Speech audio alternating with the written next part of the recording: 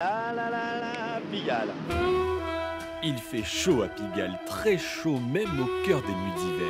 Ce quartier, c'est le Paris sensuel, le Paris érotique, le Paris sulfureux depuis plus d'un siècle. Pigalle vit la nuit, monsieur. Ah oui, c'est un quartier chaud.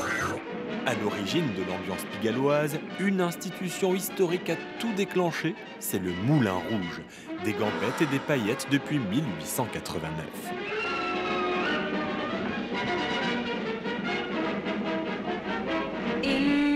Cette empreinte de glamour et de volupté imprègne tout le quartier.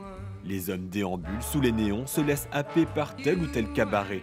En 69, année érotique, un certain Jacques Martin nous embarque dans ce Paris sensuel.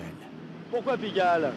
Eh bien parce que durant juin et juillet, il y a davantage de célibataires dans Paris. Je dirais même juin, juillet, même août.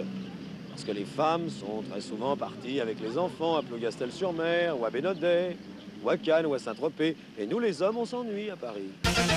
Et il y a de quoi faire à Pigalle. Dans les années 70, c'est le temple du striptease. La pratique hérite de l'effeuillage façon Moulin Rouge, moins spectaculaire, mais plus aguicheur. Pigalle, c'est aussi le charme tarifé, celui qui ne se montre pas à la télé. Mais évidemment, quand on vous dit Pigalle... Quand on vous dit Pigalle, vous pensez quoi? Les prostituées. Dans les années 80, c'est l'âge d'or du cinéma porno, et Pigalle est un haut lieu du genre. Vous vous souvenez des films que vous avez vus, classé X?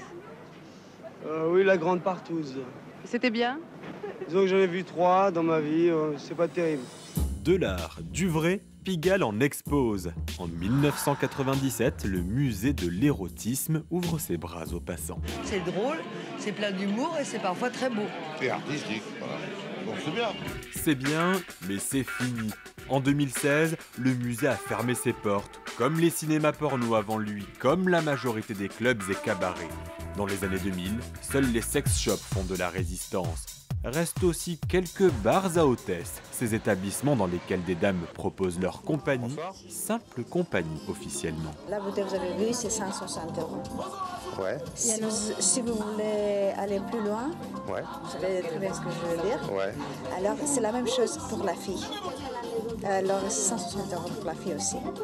Les uns glorieux, d'autres moins reluisants, les charmes de Pigalle lui ont valu une réputation sulfureuse et mondiale. Sa renommée persiste, même si elle a perdu de son sex appeal.